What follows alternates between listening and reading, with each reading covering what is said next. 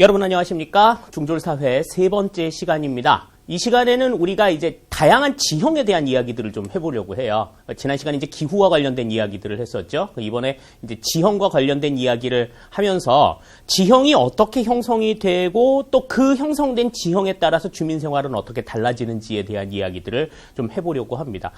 이 시간에 이제 지형과 관련된, 지형의 형성과 관련된 이야기들은 여러분들이 과학 시간, 특히 이제 지구과학 시간에 충분히 그 원리에 대해서는 설명이 될 거예요. 그러니까 여기에서 좀 관심을 가져야 될 부분은 뭐 그런 지형이 어떻게 형성이 됐느냐, 막 형성이 되는 형성 원리, 뭐 이런 걸 이해하라는 게 아닙니다. 그거는 과학의 영역이니까 과학에 넘기도록 하고요. 그렇게 생긴 지형에 대해서, 지형을 어떻게 이용해서 주민들이 생활을 하느냐에 조금 더 관심을 가지셔야 될 것 같아요. 그러니까 그 주민 생활을 이해하려고 하면 그 지형의 형성 과정이나 또 어떻게 생겼는지, 뭐 이런 것들은 어떻게 해서 만들어지는지, 뭐 이런 것들을 여러분들이 조금 이해를 하셔야 된다라는 차원으로 여러분들이 지형의 형성 과정이라든지 지금 나오는 과학의 내용들을 조금 이해를 해주셨으면 하는 바람을 우선 갖겠습니다. 그러면 첫 번째 내용부터 들어가도록 하죠. 자, 우선 지형에 대한 내용이 나옵니다. 이 지형이라고 하는 건 말 그대로 땅의 생김새를 이야기해요. 땅의 생김새. 그러니까 지금 산지, 평야, 하천, 해안 등 지표면의 다양한 모습과 형태를 이야기한다. 그렇게 이야기를 하죠. 그러니까 지금 이 지형이라고 하는 것의 종류는 산지, 평야, 하천, 해안 이런 것들이다. 그러면 만들어지는 이 산지, 평야, 하천, 해안 뭐 어떻게 만들어지느냐, 또 어떻게 형성이 되고 변화해 나가느냐, 뭐 이런 것들을 아는 게 중요하겠죠. 자, 그러면 그 다양한 명칭들이 있습니다. 뭐 산지, 고원, 평야, 분지, 우각호, 만고, 사주, 사코, 석호, 시스텍 뭐 이렇게 굉장히 다양한 이야기들이 나와요. 과학 시간에 뭐 그런 것들은 다 알고 계시리라 생각을 합니다. 그런데 왜 이러한 지형이 중요하냐 하는 겁니다. 우리가 뭐 그 지역에 대해서 이야기할 때도 이 지역은 어떠한 지형이 되어 있고 또 뭐 한반도에 대해서 이야기할 때도 그러잖아요. 한반도는 뭐 국토의 75% 이상이 산으로 구성이 되어 있는 지형이어서 뭐 주민들이 어떻게 생활하고 있다. 뭐 이렇게 이야기하지 않습니까? 자, 지표면이 다양한 지형으로 구성이 되어 있어서, 그러니까 이런 산지나 평야, 하천, 해안 같은 이러한 지형들이 사람들의 삶의 방식에 영향을 미치기 때문이다 라고 하는 걸 우선 기억해 두셔야 되겠고요. 또 이 삶의 무대가 되는 지형의 이해를 통해서 그 지역의 생활 모습을 이해할 수가 있다. 지형이 어떻게 형성이 되어 있어? 그 지형의 영향으로 어떠한 생활 모습이 나타나고 있다. 또 우리 전 시간에도 배웠지만 기후라고 하는 것은, 기후가 또 지형의 영향을 받아가지고 기후의 특징들이 나타나잖아요. 뭐 다우지라든지 소우지라든지 뭐 이런 구분들이 나타날 때 뭐 바람바지 사면은 상대적으로 비나 눈이 많이 오고, 바람 그늘 사면은 비가 적게 오는 그러한 지형이다. 그러니까 지형에 따라서 기후에도 영향을 미치고 거기에 따라서 주민 생활에 영향을 미치기 때문에 상당히 많이 중요하다라고 하는 것을 여러분들이 이해를 해두셔야 된다 하는 겁니다. 자, 그러면 지형이 어떻게 형성이 되느냐 하는 것들을 한번 생각을 해보죠. 지형이 형성이 되는 원인은 두 가지로 생각을 해볼 수가 있어요. 첫 번째, 내인적 작용입니다. 내인적 작용이라고 하는 건, 자, 이렇게 지구가 있다고 했을 때, 내인적 작용은 지구 내부 힘에 의한 지형 형성 작용이에요. 다시 말해서 지구 안에서 밖으로 나가는 힘에 의해서 형성이 되는 지형. 이게 바로 내인적 작용입니다. 그 드라마 같은 거나 뭐 이런 것들 보시면요. 고무공 같은데 이런데 이렇게 들어가가지고 사람들이 막 살려주세요 막 이렇게 얘기할 때 막 그 공들이 막 울룩불룩 막 이렇게 되잖아요. 또 특히 뭐 나이 어린 친구들은 잘 모를 텐데 이제 임산부들이 산딸이 다 돼가지고 애 낳을 때 되면요. 그 애들이 막 이렇게 발로 찬다 그러잖아요. 그 발로 찰 때 이렇게 배 겉으로 이렇게 차는 모양도 이렇게 보이고 그런데요. 안에서 위로 올릴 때, 그때 나타나는 이러한 지형의 형성 모양이 바로 내인적 작용입니다. 지구 내부의 힘에 의해 가지고 지형이 형성이 되는 모습들. 그러면 여기 힘을 받으면 여기는 이제 솟아오르겠죠. 그러니까 여기 같은 경우에 이제 힘을 받으면 이렇게 솟아오르는 그런 형태의 모양이 될 거다 하는 겁니다. 힘을 받으면. 그렇게 되면은 아무래도 지금 조류운동, 뭐 지각을 솟아오르게 하는 윤기, 뭐 이런 모습들이 나타나겠죠. 또 가라앉게 하는 하강도 있어요. 반대로 뭐 지층이 뭐 끊어진다라든지, 뭐 안에서 뭐 판이 뭐 어긋난다든지, 뭐 이런 내부의 힘에 의해서 가라앉는 경우도 있고 솟아나는 그런 경우들도 있다. 이게 조류운동이고, 조산운동이라고 하는 건 이제 지각을 구부러지게 하는 습곡, 그리고 어긋나게 하는 단층, 두 가지가 있는데, 습곡이라고 하는 거는 이제 평평한 면을 옆에서 찍 누르는 이러한 힘에 의해 가지고 위로 솟아오르는, 그 교통사고 날 때 보면은 이렇게 본네트 엄청나게 꽝 부딪히면 본네트 팡 찌그러져 가지고 위로 올라오잖아요. 이런 게 이제 습곡 작용인 거죠. 그죠? 그리고 어긋나게 땅 끊어지는 있던 것들이, 그런 것들이 이제 단층 작용이 있을 수가 있고요. 또 내부에 이제 마그마가 분출해 가지고 화산이 터졌을 때 화산 활동에 의해서 이 작용들이 나타날 수가 있고요. 또 땅이 흔들리거나 갈라지는 지진에 의해서 또 지형의 모습이 변할 수가 있습니다. 그러니까 이러한 조류운동, 조산운동, 화산활동, 지진 같은 경우에는 전부 다 지구 내부의 힘에 의해서 지형이 형성이 되는 원인이라고 볼 수가 있는 거죠. 자, 그런데 이 내인적 작용, 지구 내부의 힘에 의해 가지고 만들어지는 지형의 특성은 어떠한 특성들이 있느냐? 자, 지형의 높낮이를 커지게 한다라고 하는 겁니다. 커지게. 그러니까 조류운동을 해가지고 쑥 내부의 힘에 의해 가지고 솟아났어. 그러면은 이게 높아지게 만드는 거잖아요. 높아지게 만드는 거. 또 낮아지게 만드는 거. 뭐 이런 것들이 있고, 규모 자체도 엄청나게 큽니다. 산을 만든다든지, 뭐 하천, 뭐 그 땅이 갈라지게 만든다든지, 이렇게 되면 규모 자체가 엄청나게 크잖아요. 그러니까 일단은 이 있는 지형, 없는 것을 만들어내는 그러한 역할을 하는 것은 내인적인 작용의 결과다. 우리가 이렇게 생각을 할 수가 있어요. 없던 것을 만들어내는 거. 평평한 땅이었는데 갑자기 내부에서 힘이 쑥 올라와가지고 산이 생겼어. 이거는 없던 것을 만들어내는 그러한 효과잖아요.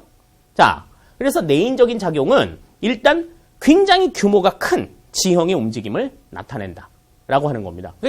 형성이 되는 시간도 그렇게 오래 걸리지 않아요. 화산이 한번 펑 터지면 그 펑 터지는 효과에 의해 가지고 여러 가지 모습들이 생기고 이렇게 된다라고 하는 겁니다. 자, 그런데 이제 외인적인 작용은 조금 반대죠. 이거는 지구 외부의 힘에 의한 지형 형성 작용이에요. 이거는 자, 지구 바깥의 힘에 의해 가지고 지형이 영향을 받는 겁니다. 여러 가지 이제.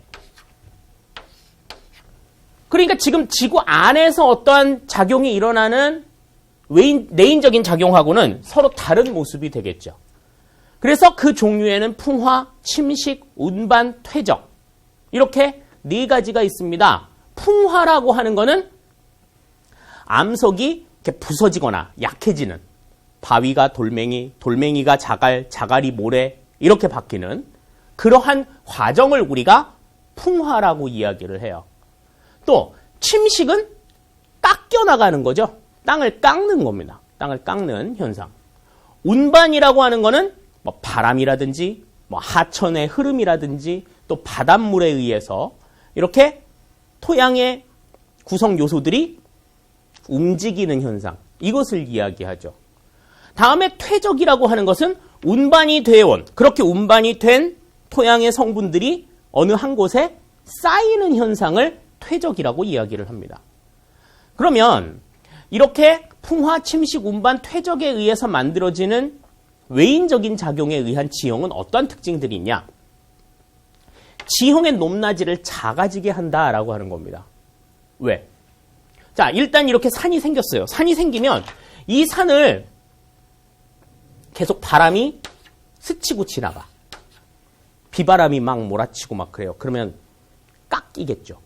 그러면 없는 게 만들어지는 게 아니라, 없던 상황에서 만들어지는 게 아니라 이미 있던 거를 샤샤샤샤샤샤 없애. 이런 역할들을 하잖아요. 그리고 이제 퇴적 같은 경우에는 뭐 쌓여가지고 만들어진다 하더라도 그게 원래 없던 게 아니잖아. 기존에 있던 거예요. 있던 게 장소만 옮겨와가지고 쌓이는 거죠. 자, 그래서 이거는 원래 있던 거를 가지고 장소 이동을 한다든지 아니면 그것을 없앤다든지 이렇게 해서 지형이 형성이 되는 모습이다. 이렇게 볼 수가 있습니다. 그래서 원래 있던 큰 규모의 지형들을 이 외인적인 작용에 의해서는 감소하거나 없애는 그러한 효과들을 가지고 있어요. 그래서 우리가 그 화산과 지진 활동 이야기할 때 이제 신기조산대와 고기조산대 뭐 이런 이야기들을 하는데 신기조산대 같은 경우에는 생성이 된 지 얼마 안 돼서 굉장히 높고 험하지만 고기조산대는 생성이 된 지 오래돼서 굉장히 낮고 완만하다라는 이야기들을 하잖아요. 그게 왜 그렇습니까? 외인적인 영향, 외인적 작용의 영향을 고기조산대는 더 많이 받았기 때문에 상대적으로 낮다. 그러한 이야기들을 많이 하고 있는 거죠. 그래서 이렇게 지형의 형성 원인에 대해서는 내인적 작용과 외인적 작용 두 가지가 어떤 차이점을 가지고 있다 하는 것을 여러분들이 잘 기억을 해 두시면 좋겠습니다. 자, 다음에 이제 인간 활동에 의한 지형의 변화들을 보시죠. 그러니까 인간이 인공적으로 지형을 변화시키는 요소들도 있다라고 하는 겁니다. 지금 아까 앞에서 봤던 내인적 작용, 외인적 작용은 이제 자연현상이고 인간에 의해서 만들어지는 직접적인 영향은 간척 사업을 들 수가 있죠. 뭐 바다를 메워가지고 거기에 드러난 땅을 이제 활용하는 방법. 그다음에 하천의 물길을 변경한다. 뭐 새로운 하천을 만들어낸다든지 인공하천이나 인공수로 같은 것들을 만드는 거 생각할 수가 있고요. 또 도로 건설이나 지하자원 채굴을 위해서 산을 깎는 것. 뭐 우리나라 같은 경우에 산이 많으니까 뭐 이렇게 기차 같은 철도 같은 거 놓으려고 그러면 이렇게 산을 뚫는 경우 있잖아요. 고속도로 같은 경우에도 마찬가지고. 그러면 이제 뭐 생깁니까? 터널 같은 거 만들어지잖아요. 뭐 그런 것들이 생길 수가 있고. 또 쓰레기 매립 같은 거 하게 되면 지형 변화가 됩니다. 그러니까 산이나 땅이 만들어지거나 사라지게 되는 인공의 힘에 의해서 있던 산들이 없어지고 없던 산들도 만들고 뭐 이렇게 된다라는 겁니다. 다음에 이제 간접 영향으로는 이제 숲에 나무를 베거나 하천 주변에 제방을 쌓아서 자연 지형을 형성하는 그러한 요소들을 생각할 수가 있어요. 이거는 직접적으로 어떤 땅을 어떻게 변화시키는 건 아니지만 그 어떤 시설을 통해서 또 자연의 어떤 나무를 베고 뭐 이러한 환경들을 통해서 그 지형의 어떤 요건들에 간접적으로 영향을 미치는 그러한 변화라고 생각을 할 수가 있을 것 같습니다. 그래서 우리가 이제 지형을 형성시키는 요인에는 내인적 요인과 외인적 요인 그리고 인간 활동에 의한 지형 변화 이렇게 세 가지가 있다 하는 것을 기억해 두시면 좋겠네요. 자, 다음에 이제 지형의 구분에 대해서 보겠습니다. 앞서서 우리가 지형의 종류에 대한 얘기들이 잠깐 나왔었는데 우선 첫 번째 산지 지형이 있어요. 산지 지형은 산맥이나 고원, 화산과 같은 것들이 있습니다. 산맥이라고 하는 건 산줄기를 이야기하는 거죠. 산줄기를 우리가 산맥이라고 이야기하는 거고 고원이라고 하는 건 이제 산지 중간에 평평하게 나타난 지형들을 이야기합니다. 화산이라고 하는 건 이제 용암이 분출이 되어서 형성이 된 산들을 이야기하는 거고요. 다음에 하천 지형이 있습니다. 하천 지형은 일단 하천이 어떠한 생김새를 가지고 있느냐 하는 것을 좀 생각하실 필요가 있는데 우선 하천의 중상류 지역은 감입공유천이다 라고 이야기를 합니다. 그래서 계곡이나 폭포 같은 것들이 상당히 많아요. 여기는 감입공유천은 이 물살이 상당히 빠릅니다. 물살이 상당히 빠른 속성들을 가지고 있어요. 계곡과 폭포들 그렇잖아요. 그리고 이 물살이 빠른 물살을 이용해가지고 깎여나가는 지점들이 상당히 많기 때문에 침식 분지들이 상당히 많이 발생을 하게 되죠.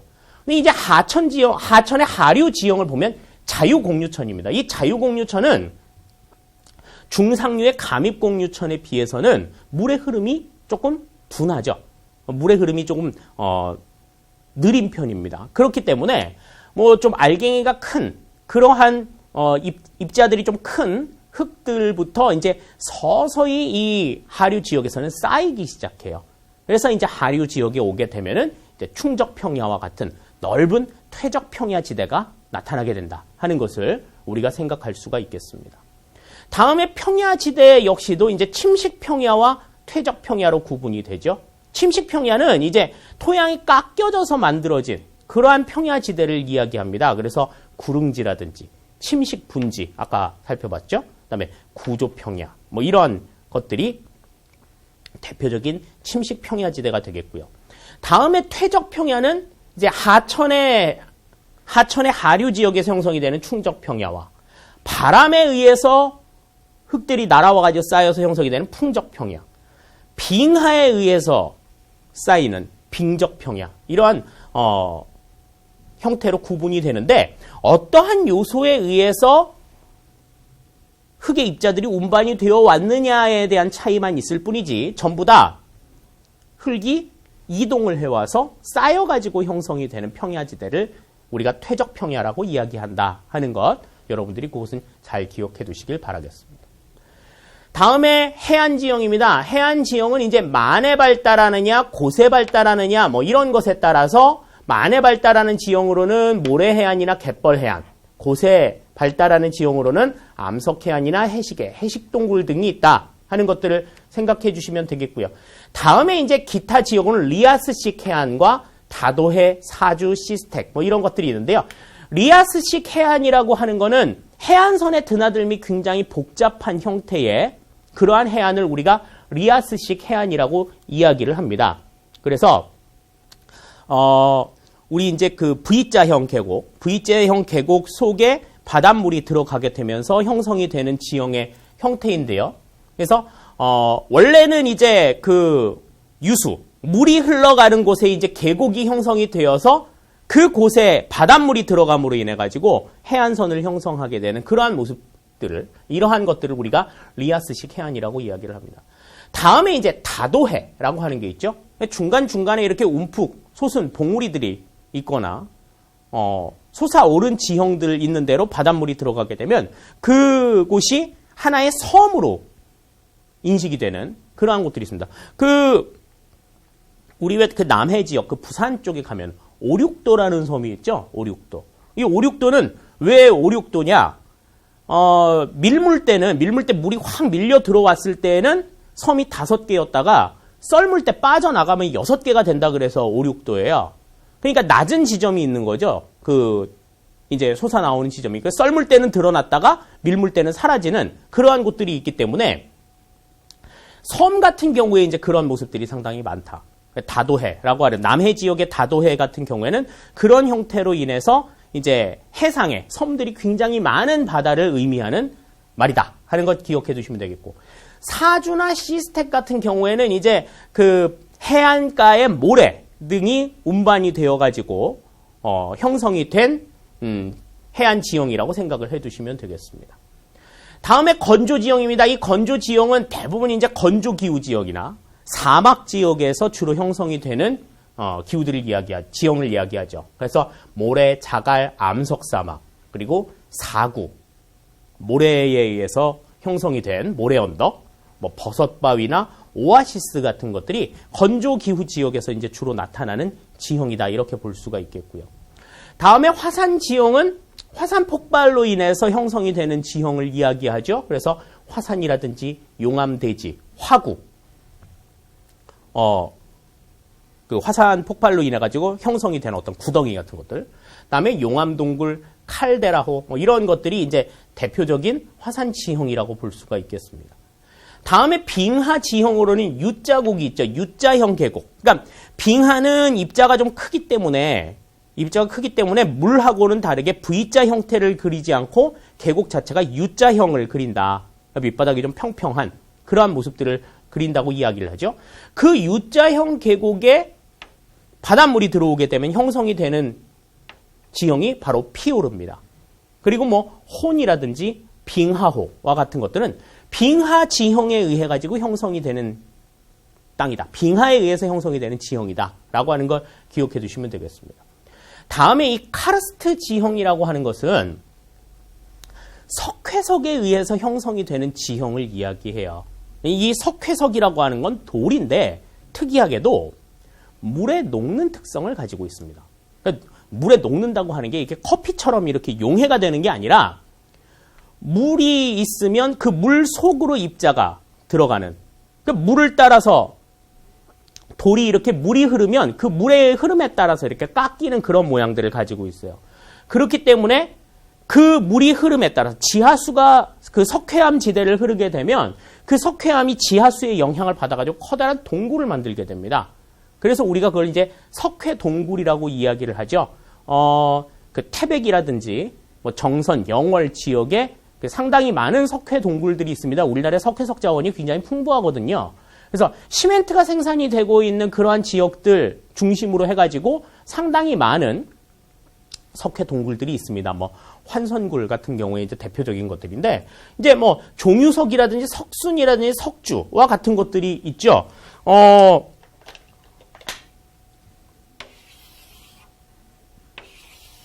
이렇게 이쪽으로 이제 지하수가 흘러가지고 뻥 구멍이 뚫렸다고 한번 생각을 해보자고요. 여기가 이제 석회암 지대입니다. 여기가 이제 석회암 지대면 물이 막 흘러가다가 물이 떨어지는 경우도 있겠죠? 지하수가 이렇게 똥똥똥똥 떨어지는 경우들이 있을 거예요. 그 동굴 같은데 여러분들 영화라든지 뭐 드라마 같은 데서 동굴 보면은 동굴이 막 이렇게 물이 철쩍철쩍 하잖아요. 위에서도 떨어지고 밑에도 물이 있고. 자, 근데 아까 뭐라 그랬습니까? 석회석은 물에 녹는 성격이 있다고 그랬죠? 그러면 이 물이 떨어지는 것에 의해 가지고 떨어지는 물길을 따라서 고드름처럼 이렇게 돌 모양의 형태가 생깁니다. 돌 모양의 형태가 생겨요. 자, 우리 왜 옛날에 그 처마 밑에 고드름 같은 거 달리면, 날씨 추울 때 고드름 같은 거 달리면은 그 물이 떨어지는 그 모양 그대로 이렇게 고드름이 달리잖아요. 그죠? 지금 조금 나이 어린 친구들은 고드름 구경도 못할 텐데, 옛날에 어르신들, 좀 나이 드신 분들 같은 경우는 구경 많이 하셨을 거예요.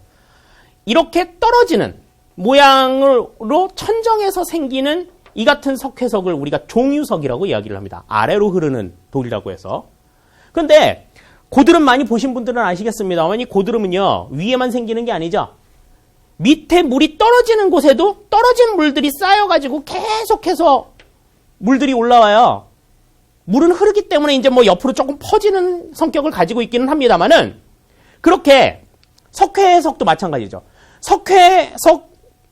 석회암을 함유한 물이 계속 밑으로 떨어지면, 떨어져가지고 있으면 그 석회암 성분이 계속해서 쌓이죠.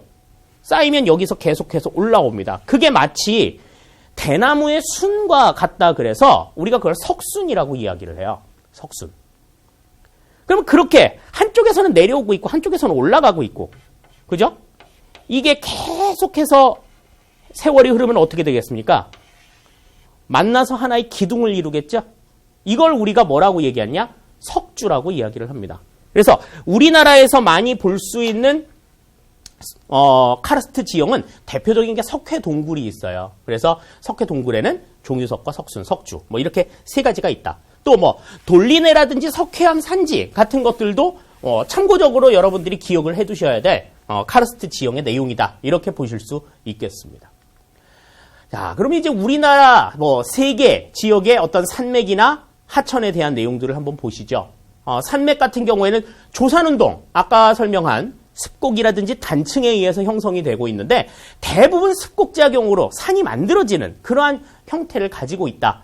단층에 의해서 형성이 되는 건 뭐 우리나라에도 이제 뭐 추가령 구조곡 같은 그런 정도라고 생각을 해두시면 될 것 같아요. 자, 근데 습곡산지 같은 경우에는 자, 아까 잠깐 설명을 드렸는데 고기 습곡산지와 신기 습곡산지가 있습니다. 고기 습곡산지 같은 경우는 고생대 이전의 지각 변동으로 형성이 되었다. 생성이 된 지 굉장히 오래됐다는 이야기죠. 그래서 오랜 침식으로 해발 고도가 비교적 낮고 완만하면서 규모가 작다. 왜 그렇겠어요? 오랜 침식 작용, 아까 설명한 외인적인 작용 때문에 생겼는데 많이 깎여서 그렇다라고 하는 거죠. 그래서 이거는 이제 생긴 지 오래돼가지고 계속해서 아무런 일 없이 그냥 지내고 있었기 때문에 이제는 지각이 좀 안정되어 있다라고 볼 수가 있겠고요. 생성이 된 지 좀 오래됐기 때문에 화석 연료 자원, 석탄이라든지 철광석과 같은 지하 자원이 상당히 많이 분포가 되어 있다라고 하는 걸 특징으로 생각하실 수가 있습니다. 대표적으로 이제 우랄 산맥이나 뭐 미국 동부의 에팔레치아 산맥, 뭐 스칸디나비아 산맥, 그 다음에 뭐 호주의 그레이트 디바이딩 산맥, 이러한 산맥들이 대표적인 고기 습곡산지다. 우리가 이렇게 생각을 할 수가 있겠죠. 다음에 이제 신기습곡산지입니다. 신기습곡산지는 중생대 말에서 신생대에 걸쳐서 형성이 된, 그러니까 고기 습곡산지에 비해서는 생성이 된 지 얼마 안 된 그러한 산지예요. 그래서 침식작용을 좀 적게 받았기 때문에 높고 험준하다. 아까 설명을 드린 것과 맥을 같이 한다고 볼 수가 있습니다. 그리고 이곳은 이제 지각이 좀 상대적으로 불안정하기 때문에 화산이나 지진 활동이 상당히 많이 일어난다라고 하는 것을 특징으로 생각할 수가 있겠고요. 다음에 알프스 히말라야 산맥, 알프스 산맥과 히말라야 산맥, 다음에 환태평양 조산대의 뭐 로키 산맥이나 안데스 산맥, 뭐 알류산 열도, 뭐 이러한 지역들이 이제 대표적인 신기습곡산지를 이루고 있다. 그래서 신기습곡산지는 우리가 조산대로 구분하자라고 하면은 알프스 히말라야 조산대와 환태평양 조산대 이렇게 2개 정도를 여러분들이 기억해 두셔야 되겠습니다. 다음에 고원입니다. 이 고원은 해발 고도는 높지만 높낮이 변화가 적은 평평한 지형. 그러니까 산지 지형인데 중간에 중턱에 이렇게 평지가 있는 곳. 이곳을 우리가 고원이라고 이야기를 해요. 그래서 이 고원은 융기 고원과 용암대지 뭐 종류가 이런 게 있는데 융기 고원이라고 하는 건 평지가 이제 조산 활동에 의해서 조산 운동으로 인해 가지고 쑥 올라간 거예요. 원래 그냥 평지였던 곳인데 그 지역이 그냥 일부 평평한 곳이 평평한 그대로 쑥 올라가서 높이 올라가게 된 그러한 지형이고, 용암대지는 이제 화산 활동에 의해서 올라간 거죠. 평지가. 이거는 이제 조산 활동에 의해서 올라간 거고, 조륙 운동에 의해서 올라가게 된 거고. 그래서 어떤 원인에 의해서 올라갔느냐에 따라서 그 토양의 재질이라든지 이런 것들이 조금 다르기 때문에 우리가 융기고원과 용암대지 뭐 이렇게 2개로 구분을 하지만 고원이라고 하는 것은 높은 지역에 있는 평지 이런 것을 우리가 생각을 해두시면 될 것 같아요. 자, 다음에 이제 하천입니다. 세계 대하천은 주로 산맥이나 고원 등에서 발원을 해서 바다로 흘러가는 그러한 특징들을 가지고 있습니다. 그래서 이 주변에 하천 주변은 상당히 좀 비옥한 토지들을 가지고 있죠. 뭐 돌, 암석 지역 뭐 이런 데가 아니라 그럴 것 같으면 맨 땅 있는 대로 하천이 형성이 되었기 때문에 그 하천 주변은 상당히 비옥한 토지를 가지고 있다. 그래서 하천 주변으로 옛날부터 농경이 시작이 되어서 문명이 형성이 되었다라고 하는 것을 여러분들이 역사 배우시면서 잘 알고 계시잖아요. 그래서 세계 4대 문명 같은 경우에도 뭐 황하, 뭐 양쯔강, 그 다음에 뭐 티그리스 유프라테스강, 나일강, 뭐 이런 곳을 중심으로 해가지고 세계 4대 문명도 발달이 되었다 생각을 할 수가 있습니다. 그래서 이러한 하천은 용수를 공급하거나 수상 교통로로서의 역할들을 하죠. 그런데 좀 큰 규모의 하천들은 여러 나라들을 거쳐가지고 흐르기 시작합니다. 그래서 이 수자원을 어떻게 활용할 것이냐를 놓고서 국가 간의 분쟁도 일어나기도 해요. 그래서 물 분쟁이 일어나기도 하는데 오늘날의 세계 도시들도 대부분 하천을 끼고 발달을 한다. 우리나라 같은 경우는 이제 서울은 한강이 있죠. 북한도 보면은 대동강이 흐르지 않습니까? 평양에. 그리고 프랑스 파리에는 세느강 대표적으로 흐르고, 물론 뭐 한강에 비해서는 세느강 그러면 정말 그 강폭도 좁고 정말 보잘것없지만 그 대표적인 하천이라고 이야기할 수 있습니다. 그래서 대부분 하천들을 끼고 있다. 다음에 그래서 주요 하천들을 보면 뭐 아시아의 양쯔강이나 황하, 메콩강, 유럽의 볼가강이나 라인강, 그다음에 아프리카의 나일강, 아메리카에는 뭐 북미 지역의 미시시피강, 남미의 아마존강, 뭐 이렇게 그 지역을 대표하는 하천들이 존재한다라고 하는 걸 여러분들이 기억해 두시면 좋겠네요. 다음에 이제 우리나라의 산맥과 하천을 보겠습니다. 아까 설명을 드린 대로 우리나라 같은 경우에 국토의 약 70%, 75% 정도가 산으로 둘러싸여 있어요. 그런데 우리나라는 이 비대칭적 융기, 그러니까 동고서저형의 지형을 가지고 있다고 이야기를 합니다. 그래서 특히 중부지방 같은 경우에는 이런 모양을 가지고 있다고 이야기를 하죠. 그래서 서쪽은 상당히 완만한 경사를 가지고 있는 반면에 동쪽은 상당히 좀 급한 급경사를 가지고 있다. 그래서 이곳에 이제 위치하고 있는 산맥이 여기가 태백산맥이다. 태백산맥의 영향을 받았는데 이제 비대칭적 융기 때문에 뭐 동쪽은 경사가 급하고 서쪽은 완만하다. 이러한 지형을 우리가 다른 말로 경동성 지형이라고 이야기를 합니다. 동쪽으로 치우쳐서 이렇게 융기가 된 그러한 형태의 지형이라고 이야기를 하죠. 그리고 우리나라의 산맥들은 대부분 오랜 침식을 받아서 해발 고도가 낮고 경사가 완만하다. 그러니까 제일 높은 산맥이 제일 높은 산이 한라산이죠. 화산 활동으로 인해서 만들어진 산이 제일 높은 산입니다.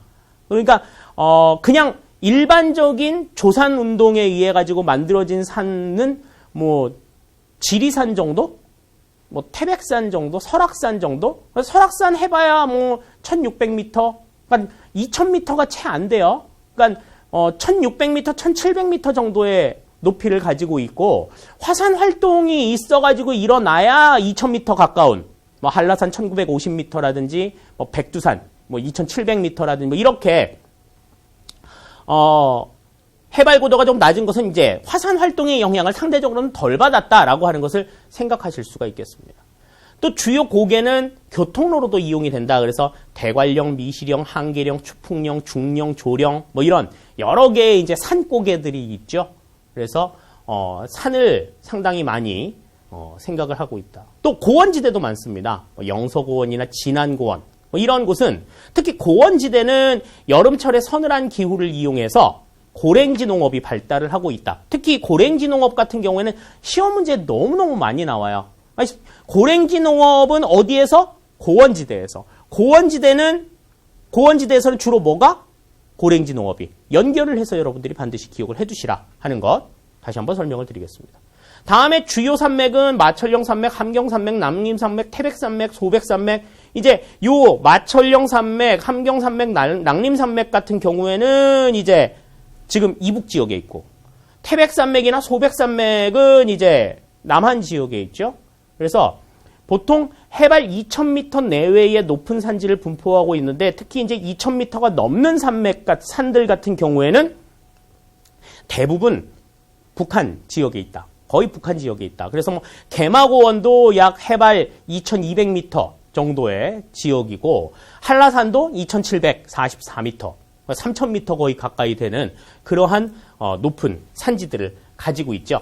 그러니까 우리나라의 지형 같은 산 같은 경우에 특히 남한 지역에 있는 산들의 경우에는 그렇게 막 높고 험한 그런 산들은 없다. 그러니까 우리 산 좋아하시는 분들 이렇게 설악산 종주하고 지리산 종주하고 뭐 이런 한번 종주하고 나면 굉장히 뿌듯하다고 이야기를 하시는데 그렇게 험한 그 코스들이 그렇게 많지 않다라고 하는 것을 우리가 특징으로 생각을 할 수가 있겠습니다. 다음에 이제 우리나라 하천입니다. 우리나라 하천은 대부분 황해나 남해로 흐릅니다. 왜? 아까 설명한 대로 동쪽에 치우쳐가지고 산지가 위치하는 그러한 특성들이 있기 때문에 동쪽으로 물이 흐를 수가 없어요. 동쪽이 높으니까. 그런데 동쪽으로 흐르는 하천은 유일하게 두만강이 있습니다. 두만강은 동쪽으로 흘러요. 근데 이제 하천이 짧고 유량이 적고 경사가 급한 이러한 특징들을 가지고 있죠. 그래서 이 두만강 지역에는 이제 뭐 유역 변경식 발전 뭐 이런 것들을 하기도 합니다. 다음에 상류에는 계곡이나 폭포, 중하류에는 분지와 평야 같은 것들이 발달을 해서 이 분지나 평야 지대에는 인구들이 상당히 많이 몰려서 거주 지역을 형성을 하고 있고 또 많은 인구가 살고 있으면 이제 도시도 형성을 하는 그러한 모습들을 가지고 있죠. 다음에 계절에 따라서 유량 변화가 상당히 크다. 겨울이나 봄에는 적고 여름에는 풍부하다. 이거는 그 기후 설명할 때 전 시간에 설명을 드렸잖아요. 그 6, 7, 8월에 우리나라 1년 강수의 한 3분의 2 이상이 내린다.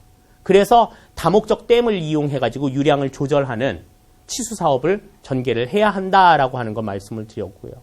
다음에 하구뚝이라고 하는 건 바닷물의 역류를 막아가지고 바닷물에 의해서 발생하는 피해를 좀 막는 그러한 형태의 시설입니다. 낙동강이나 금강, 영산강 지역에 건설을 해가지고 바닷물이 거꾸로 민물로 들어오는 그러한 모습들 방지하도록, 그로 인해서 뭐 농작물의 피해라든지 어류의 피해라든지 뭐 이런 것들을 입는 것을 좀 막기 위한 시설들을 가지고 있죠.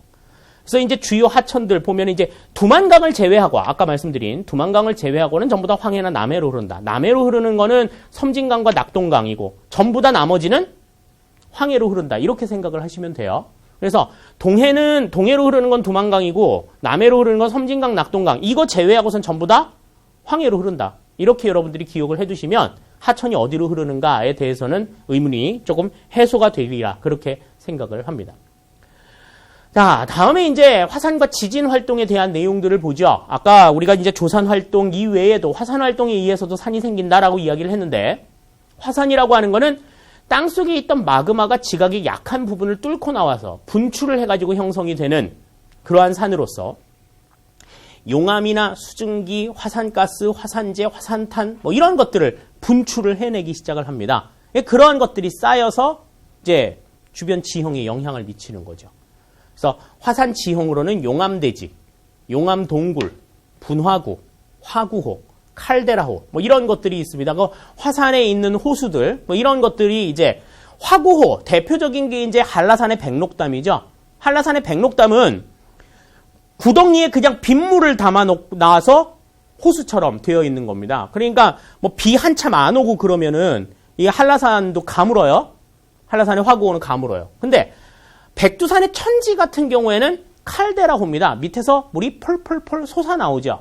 그러니까 백두산의 천지가 메말랐어요, 이런 얘기 들어본 적 없습니다. 이곳은 그 밑에서 지하수가 계속해서 솟아나오는 형태를 가지고 있기 때문이죠. 화구호와 칼데라호는 좀 그렇게 구분을 해두시고요.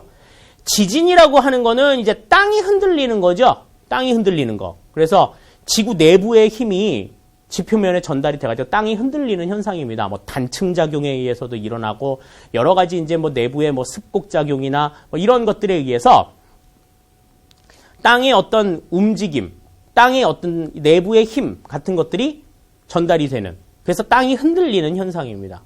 그래서 이 지진 활동은 화산에 비해서는 짧은 시간에 굉장히 넓은 지역에 걸쳐서 일어난다. 그리고 흔들리기 때문에 굉장히 피해 자체도 대규모예요. 일본의 이 지진 피해가 상당히 많죠. 그래서 일본은 건물을 지을 때나 뭐 어떤 그 교량 같은 거를 지을 때도 이 내진 설계라는 걸 굉장히 좀 신경을 써서 하는데, 그럼에도 불구하고 지진이 한번 크게 발생을 하게 되면은 뭐 교량이 끊어진다라든지 철도가 뭐 붕괴된다든지 뭐 건물이 파괴되고 뭐 이러는 건 뭐 둘째 치고요. 그러한 엄청난 피해들을 가지고 오게 된다라고 하는 것. 뭐 우리나라에서도 지진이 상당히 좀 많습니다만은 그냥 약간 미진에 불과하죠. 그런 어떤 피해를 방지하기, 그냥 촛불이 흔들리는 정도? 그런 정도의 수준을 우리는 뭐 겪고도 상당히 깜짝 놀라고 그러는데, 지금 뭐 일본 같은 경우에도 그렇고 뭐 동남아 지역 같은데 이런 그 환태평양 조산대의 영향을 직접적으로 받는 그러한 지역들의 경우에는요, 지진이 뭐 발생을 하면 하루에도 뭐 한 대여섯 차례 발생을 하기도 하고, 건물이 좀 심하게 흔들리는, 그러니까 뭐 이렇게 가구라든지 뭐 이런 것들이 좀 심하게 흔들리는, 뭐 이렇게 샹들리아 같은 그 전등 같은 것들도 이렇게 좀 흔들리는 그러한 모습들을 경험을 하게 된다라고 이야기를 합니다. 자, 이 화산과 지진은 어떻게 해서 발생을 하느냐? 지각판과 지각판이 서로 부딪히거나 어긋나고 갈라지면서 발생을 한다. 우리 이제 뭐 지각판이라고 얘기를 하는데 그 뭐 이제 작게 얘기하면 지층이죠. 지층. 그러니까 두 개의 지층이 서로 맞물려 가지고 부딪힐 때 형성이 되는. 그래서 판과 판이 경계면에서 주로 발생을 하게 되는데, 이 발생 지역이 이제 조산대, 띠 모양으로 나타난다. 우리 그래서 이걸 조산대라고 이야기를 한다. 그래서 환태평양 조산대와 아까 말씀드린 알프스 히말라야 조산대가 대표적인 화산과 지진이 발생하는 신기 조산대다라고 아까 설명을 드렸던 것 기억을 해 두시면 좋겠습니다. 그래서 우리나라 같은 경우에는 이 환태평양 조산대에 간접적인 영향을 조금 많이 받고 있다 하는 걸 생각을 해 두시면 좋겠네요. 다음에 이제 화산으로 인한 피해나 지진으로 인한 피해는 1차 피해와 2차 피해로 구분을 합니다. 1차 피해 같은 경우에는 그 화산이 터졌을 때에는 그 분출물들, 용암이라든지 화산재라든지 화산탄이라든지 이런 것들에 의해서 직접 피해를 입는 거예요. 용암이 우리 집에 떨어졌어요. 집에 불이 난다든지 뭐 이런 것들. 농경지가 매몰이 된다든지 건물이 파괴가 된다든지 뭐 이런 것들을 생각할 수가 있고, 또 화산이 분출을 해가지고 이제 이 화산재가 막 하늘 대기를 막 뒤덮게 되면은 그 화산재가 햇빛을 좀 많이 가리겠죠. 그러니까 햇빛을 가려가지고 받아야 될 빛을 제대로 못 받아서 농작물들이 제대로 자라지 못한다든지, 또 토양이 변해가지고 자라던 농작물들이 뭐 타격을 입는다든지 뭐 이런 영향들이 상당히 조금 많다 하는 것들 생각하실 수가 있겠습니다. 이런 것들은 이제 2차 피해가 될 수가 있고, 다음에 이제 지진으로 인한 피해들 보면은 1차 피해는 이제 땅이 흔들려서 갈라진다든지, 또 각종 시설물들, 아까 말씀드린 대로 뭐 교량이 파괴된다, 철도가 끊어진다든지, 건물이 무너진다든지, 뭐 이러한 것들을 생각할 수가 있겠고요. 2차 피해는 이제 그로 인해서 뭐 산사태나 지진, 해일, 쓰나미 같은 것들, 뭐 이런 것들이 발생을 하고, 또 해안가의 가옥이 침수가 된다든지, 또 전기, 누전이나 뭐 정전, 단전, 뭐 이런 것들이 일어난다든지, 가스 누출이 일어난다든지, 뭐 얼마 전에 그 동일본 대지진 때 그 후쿠시마 원자력 발전소가 타격을 입었던 것들이 이제 대표적인 2차 피해라고 볼 수가 있죠. 그러니까 이 2차 피해 같은 경우는 굉장히 인간들에게, 사람들에게 어마어마한 피해를 가져다 주기 때문에 상당히 조금 그 지진으로 인한 피해는 1차 피해보다는 2차 피해를 훨씬 더 좀 예방해야 될 필요가 있다 하는 것을 여러분들이 생각을 해 주셔야 될 것 같습니다. 자, 이러한 화산 지진 피해에 대한 대책을 보면은 일단 이 화산 지진을 100% 막을 수는 없어요. 인간의 힘으로는. 그거는 뭐 불가능합니다. 그렇기 때문에 미리 언제 올 것인가 하는 걸 예측하고 그것을 예방하는 것밖에 방법이 없어요. 그래서 관측소를 설치해가지고 지속적으로 관찰을 해야 된다. 또 대피소를 설치해서 대피교육을 실시하는 것도 좀 중요하죠. 그러한 어떤 재난이 닥쳤을 때 어떻게 움직여야 한다라고 하는 것 생각할 필요가 있습니다. 또 조기 경보체계를 동원해서 빠르게 피해 복구를 할 수 있는 그러한 시스템들을 갖춰야 하고, 또 건물이나 교량 같은 데에 지진으로 인한 진동을 좀 흡수할 수 있는 내진 설계를 해야 한다. 그리고 가스관이나 원자력 발전소 같은 경우에는 주거지와 좀 거리를 두고 좀 집안이 좀 안정적인 곳에 설치를 하는 것이 가장 중요하다. 더 나아가서 원자력 발전소 같은 경우에는 전기를 효과적으로 만들 수 있다라는 측면 이외에 경제성이 높다라는 것 말고는 인간에게 그렇게 좀 유리한 측면들은 좀 적은 것 같아요. 그래서 요즘에는 상당히 좀 많이 반대를 하기도 하는데, 특히 이 화산 지진 같은 경우에는 우리나라 역사적으로 우리나라의 지진이 언제 어떻게 있었다라고 하는 것들을 쭉 정리를 하다 보면 그 지역에 지진이 어느 정도 있었고, 특히 지진이 좀 많은 지역, 뭐 가장 많이 지진이 일어났던 지역은 언제, 뭐 이런 것들을 이렇게 알 수가 있을 겁니다. 데이터들을 통해서. 그런 데이터들을 바탕으로 해서 미리미리 화산이나 지진이 언제 올 것인가를 예측하고 예방하는 자세가 가장 중요하다라고 하는 것 생각을 해두시면 되겠습니다. 다음에 이제 그 지역의 주민 생활 보시죠. 화산과 지진 발생이 되는 지역임에도 불구하고 사람들이 거주하는 이유는 아직 화산 지진을 경험해보지 못해서, 그러니까 경험해보지 못했기 때문에 경험해볼까? 뭐 이래서가 아니라, 아직 뭐 없었는데 뭐 있어봐야 뭐 얼마나 크겠어? 뭐 이렇게 생각을 하는 거죠. 좀 낙관적이고 아니란 생각들을 가지고 있고, 또 아니 이사를 가라 그러는데 그럼 어디로 갈까? 거기에 대한 대응 방안이 전혀 없기 때문에 그렇기도 하고요. 가고는 싶지. 근데 이주할 곳이 땅값이 너무 비싸. 원래 어르신분들 잘 아시겠습니다만 이 땅값은 높이가 높아질수록 싸지죠. 네. 그래서 이주할 경제력이 부족하고, 또 지진 발생 걱정 없어. 대비를 확실하게 해놓고 있기 때문에 걱정 없어. 근데 걱정이 없을 수가 없어요. 이런 믿음이 굉장히 좀 근거 없는 믿음이에요. 얼마만큼의 재난이 닥칠지 모릅니다, 인간들은. 그리고 화산 지역 거주의 이점 같은 것들이 또 있죠. 뭐 관광 소득이 좀 많다든지, 뭐 그 지역의 특성상 뭐 나타나는 성질에 의해서 내가 어떤 경제적인 이득을 본다 그러면 화산 지역에서 계속 거주할 수도 있겠죠. 그럼 그러한 이점들이 뭐가 있냐? 비옥한 토양을 이용한 농업들이 있고, 또 땅속의 열을 이용해서 지열 발전을 한다. 그리고 화산 지형이나 온천을 이용해서 관광산업, 아까 말씀을 드렸죠. 또 유황 채취 같은 것들을 해서 광업이 발달을 하고 있다. 그러니까 자원들이 상당히 좀 많고, 그리고 그 지역의 관광 특성, 뭐 관광 자원들을 활용할 수 있는 여지들이 상당히 많기 때문에 이 지역의 주민들은 대부분이 그렇게 산다라는 거죠. 제주도 같은 경우를 예로 들 수가 있을 것 같습니다. 자, 다음에 이제 마지막으로 산지, 평야와 해안 지역의 생활들을 보죠. 산지 지역의 생활부터 보겠습니다. 일단 이 산지는 농작물 재배나 거주가 불리하다. 사실 이 농작물 재배하고 거주는 맥을 같이 한다고 보시면 돼요. 농사를 짓기 편한 곳이다 그러면 사람이 살기 편한 거고, 농사를 짓기 좀 부적합하다 그러면 사람이 살기도 그렇게 적합하지 않다라고 하는 걸 생각해 주시면 돼요. 또 산지 같은 경우에는 지역 간 교류의 큰 장애 요소로 등장을 하게 됩니다. 그래서 태백산맥이나 소백산맥, 특히 소백산맥을 기점으로 해가지고 구분이 되어 있는 호남지방이나 영남지방의 경우에는 지역 간의 문화차가 상당히 좀 크죠. 교류가 많지 않았기 때문에 그렇습니다. 다음에 높은 산지는 기후에 영향을 미치기도 한다. 아까 전에 설명을 드렸던 바가 있고요.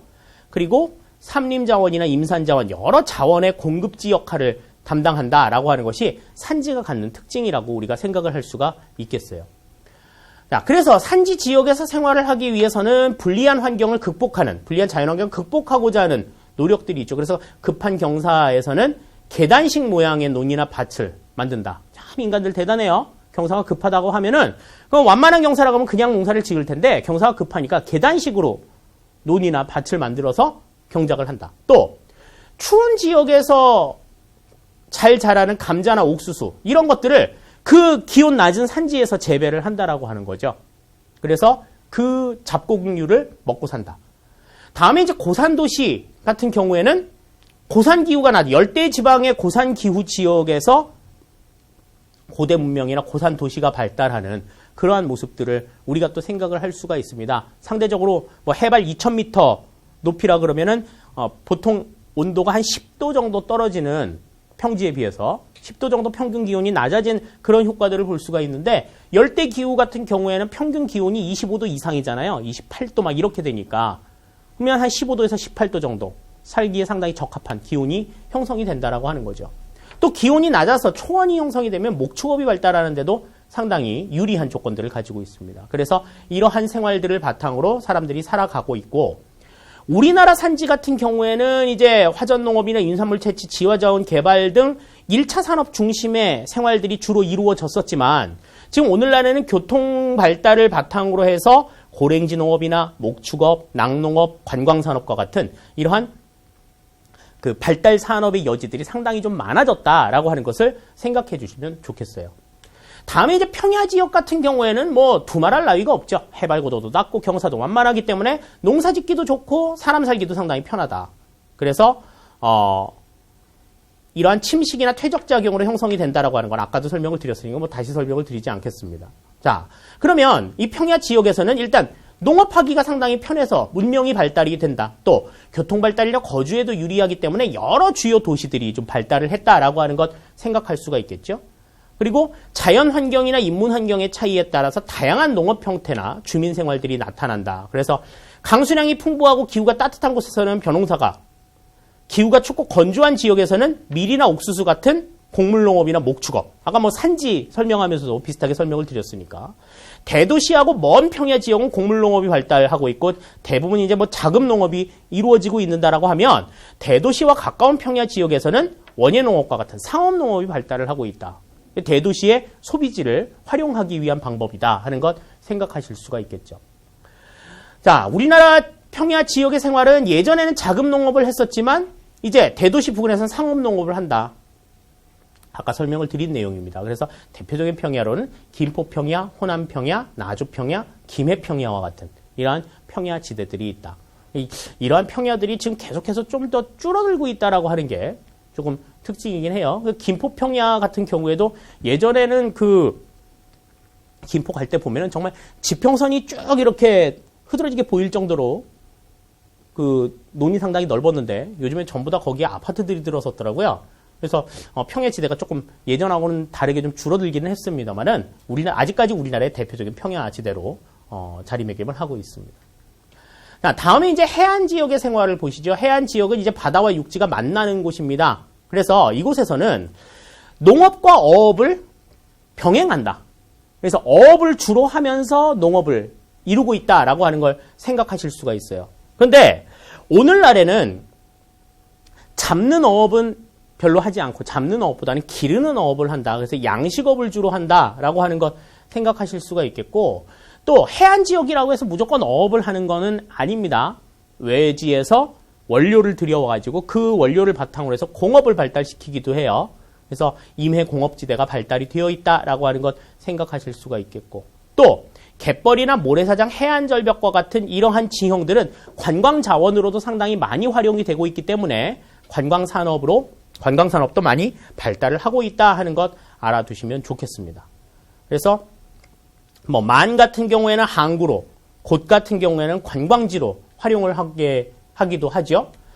우리나라 같은 경우에는 이제 해안이 동해안, 서해안, 남해안 3면이 바다로 둘러싸여 있는 그런 독특한 특징들을 가지고 있는데 서해안하고 남해안과 동해안이 갖는 특징이 서로 좀 상반된 모습들을 가지고 있습니다. 그래서 우리가 이 특징들을 좀 기억을 해둘 필요가 있어요. 그래서 서해안은 해안선이 복잡한 반면에 동해안은 단순하고 서해안, 남해안은 수심이 얕은 반면에 동해안은 깊고 조석간만의 차가 서해안, 남해안은 큰데 동해안은 작고 또 이 서해안, 남해안은 갯벌이 발달이 되어 있어요.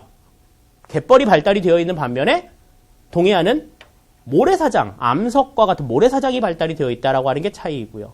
그래서 서해안, 남해안 지역은 이제 간척사업이나 양식업을 주로 하고 있고 다도해 지역은 국립공원으로 발달이 되고 있는데 반해서 동해안은 관광지, 특히 모래사장을 바탕으로 해서 해수욕장이 많이 발달을 하고 있다라고 하는 것을 여러분들이 좀 생각해 두시면 좋겠습니다. 그래서 우리나라 해안 같은 경우에는 서해안, 남해안과 동해안이 서로 상반된 특징들을 가지고 있다 하는 것을 반드시 여러분들이 기억을 해 두시면 좋을 것 같아요.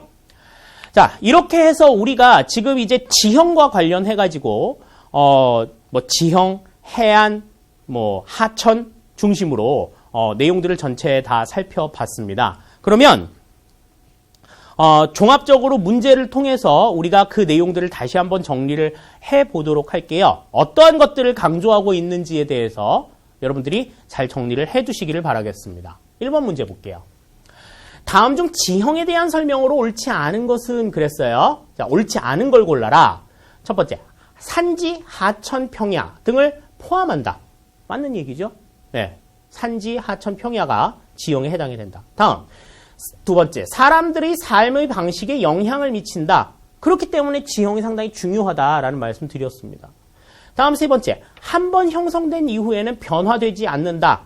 그럴 리가 없죠. 내인적인 작용, 외인적인 작용, 또 인간의 활동에 의해서 지형은 변화를 한다고 말씀을 드렸죠. 주로 내인적 작용과 외인적 작용을 받아서 형성된다. 맞는 얘기입니다. 따라서 1번의 정답은 3번이 되는 것 알 수가 있겠네요. 다음 2번입니다. 외인적 작용에 대한 설명으로 옳은 것은 그랬습니다. 외인적 작용이라고 하는 것 지구 바깥의 힘에 의해 가지고 영향을 받아서 형성이 되는 지형, 이런 것들을 얘기하죠. 지형에 영향을 미치는 작용을 우리가 외인적 작용이라고 이야기를 한다 그랬습니다. 없는 걸 만드는 게 아니라 기존에 있던 위치를 바꾼다든지 아니면 있던 것을 조금 없앤다든지 이러한 효과들을 갖는다 그랬어요. 그래서 규모가 작은 지형을 만든다. 맞는 얘기죠. 기존에 있던 큰 지형들을 깎아가지고 작게 만든다 그랬습니다. 지각판의 이동과 관계가 깊다. 이거는 지진 활동에 대한 얘기죠. 이건 내인적 작용에 대한 얘기고. 산맥, 고원 등의 지형을 만든다. 이거는 조륙운동이나 조산운동에 의해서 형성이 되니까 이것 역시도 내인적 작용이고. 맨틀의 이동으로 인해 발생한다. 이것도 지구 내부의 작용이니까 내인적 작용에 대한 얘기죠. 따라서 외인적 작용에 대한 설명으로 옳은 것은 규모가 작은 지형을 만든다. 1번이 여기선 정답이 되는 것 알 수 있겠습니다. 다음 3번입니다. 다음 주장을 뒷받침할 수 있는 근거로 옳지 않은 것은 그랬습니다. 최근 인간이 직접 지형을 변화시키는 경우가 늘어나고 있다. 그랬습니다.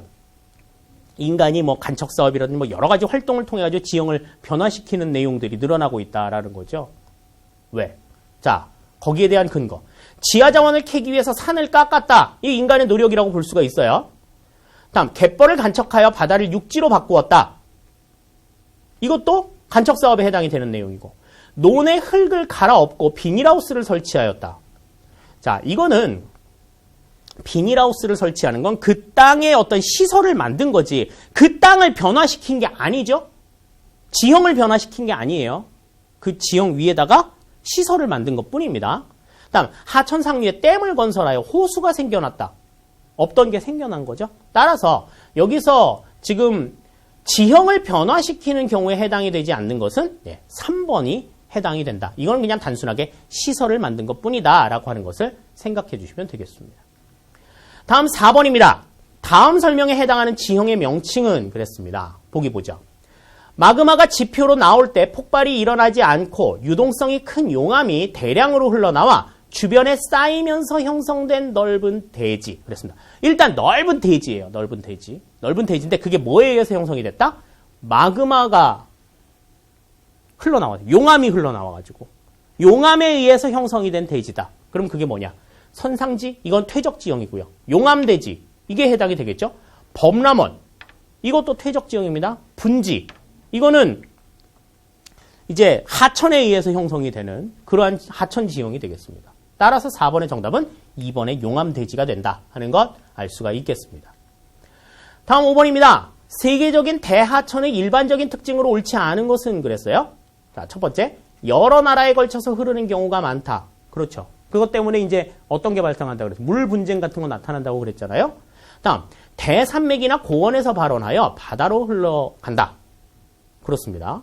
다음, 물자 교류에 유리하여 주변 공업이 발달하였다. 물자 교류, 뭐 운송로로서의 역할을 하기도 하고, 용수 공급 및 수상 교통로의 역할을 한다. 그랬는데, 자, 옳지 않은 것 그랬습니다. 자, 옳지 않은 것은, 자, 우선 3번 한번 보죠. 물자 교류에 유리한 것. 그러니까 내륙에서 물자를 운반을 했던 건 사실이에요. 그런데 그 운반을 해가지고 공업이 발달해, 주변에 공업이 발달을 했다.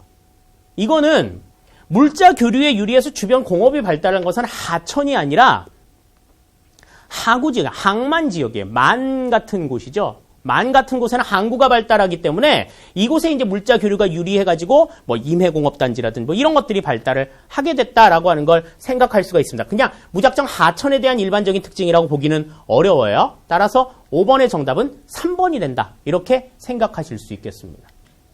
다음 6번입니다. 다음 설명과 관련된 산맥을 고르면 그랬습니다. 보기 보죠. 해발 고도가 높은 산맥의 일부 지역에서 평탄한 고원이 나타나 이러한 지역에서 서늘한 여름철 기온을 이용하여 고랭지 농업이나 목축업이 이루어지고 있다. 자, 이러한 것들이 이루어지고 있는 산맥, 고랭지 농업, 그럼 고원이 있는 산맥을 생각하라고 말씀을 드렸죠? 자, 그러면 낭림산맥, 한경산맥, 멸악산맥, 태백산맥 중에서 일단 고원이 있는 산맥이 어디냐 생각하면 그러니까 태백산맥을 바로 생각하실 수가 있겠습니다. 뭐 개마고원이 있잖아요. 개마고원이 낭림산맥, 함경산맥, 멸악산맥 근처에 있냐고요. 그렇지 않아요. 그렇기 때문에 여기서는 4번의 태백산맥이 정답이다. 이렇게 우리가 생각을 하시면 되겠습니다. 다음 7번입니다. 다음 설명과 관련된 자연재해는 그랬어요. 보기 보면 여러 가지 원인에 의해 땅이 흔들리거나 갈라지는 것으로, 자, 땅이 흔들렸대. 그러면 뭐예요? 이건 지진이죠. 지구상에 1년 동안 무려 15만 번 정도 발생했다. 어머나, 자, 15만 번이 1년에 일어나는데 우리는 왜 못 겪을까? 있는데도 느끼지 못하는 경우들도 있을 거고요. 우리나라는 상대적으로 좀 지진에서는 좀 안전한, 상대적으로 안전한 그런 지역이기 때문에 그렇죠. 그렇다고 뭐 안심할 수 있는 정도는 아닙니다만은 자, 그래서 땅이 흔들리거나 갈라지는 것은 홍수냐, 가뭄이냐, 지진이냐, 화산이냐 놓고 봤을 때 지진이다. 그러면 3번이 여기서는 정답이다 하는 걸 알 수가 있겠습니다. 다음 8번입니다. 다음과 같은 현상을 일으키는데 가장 큰 영향을 미치는 것은 그랬어요. 엄청난 양의 미세한 먼지가 대기로 올라가 머무르면서 여러 해 동안 태양광을 차단하여 일시적인 기후변화를 일으키기도 한다. 이거는 아까 화산재 같은 것들이 대기를 덮으면 일사량이 부족하다 뭐 그런 이야기 했었는데, 자, 사막화라고 하는 건 초원이 사막이 되는 현상이죠. 화산 폭발. 이 화산 폭발이 아까 화산재로 인해서 간접 피해가 이러한 것들이 나타난다라고 이야기를 했습니다. 대기오염, 이거는 이제 태양광을 차단해가지고 대기오염이 발생하는 건 아니고요. 지진 발생한다 그래서 태양광이 차단이 되는 건 아니죠. 따라서 8번의 정답은 2번이 된다 하는 거 우리가 금방 생각을 할 수가 있겠습니다. 그러니까 이 화산이나 지진으로 인해서 나타나는 1차 피해와 2차 피해, 직접적인 피해와 간접적인 피해가 어떤 것들이 있는가 하는 것들을 좀 정리해 두실 필요가 있다는 거죠. 다음 9번입니다. 다음 내용과 관련된 현상을 무엇이라 하는가 그랬습니다. 보기 내용 보죠. 2004년 12월 인도네시아 근처의 바다 밑에서 지진이 발생하였다. 이걸 바다 밑에서 발생한 지진, 이것을 우리가 헤일 또는 쓰나미라고 이야기를 하죠. 이로 인해 인도네시아와 인도, 스리랑카, 태국 등 해안에 높은 파도가 덮쳐 엄청난 인명과 재산 피해를 주었다. 뭐 이 내용을 바탕으로 해가지고 뭐 영화도 만들어지고 그랬던 걸 우리가 기억을 하는데요. 자, 그러면 자, 바다 밑에서 지진이 발생했다. 바다 밑에 지진. 이걸 우리가 이제 뭐라고 얘기한다? 아까 말씀드린 대로 헤일 또는 쓰나미라고 이야기를 한다. 그러면 홍수, 해일, 파랑, 태풍 중에서 정답은 헤일이 정답이다. 헤일이 뭐야? 뭐 이렇게 생각하셨던 분들 계셨을 텐데 헤일이 바다 밑에서 발생한 지진이다. 이렇게 여러분들이 이해해 두시면 되겠습니다. 자, 마지막 10번 보겠습니다. 평야 지역의 주민 생활에 대한 설명으로 옳지 않은 것은 그랬어요. 문제가 조금 까다로울 수 있습니다. 첫 번째, 공통적으로 벼농사가 이루어진다. 자, 이 말은 평야 지역은 어디나 다 예외 없이 벼농사가 이루어졌다라고 얘기하는 거예요. 다음, 오래전부터 농경지로 이용되어 왔다. 그렇죠? 하천 상류보다 하류의 평야 규모가 더 크다. 그렇겠죠? 퇴적 평야, 충적 평야가 많으니까. 다음, 하천 주변의 평야 지역은 홍수 위험이 높다. 아무래도 그렇지 않겠습니까? 자, 그러면 어느 게 옳지 않은 거냐?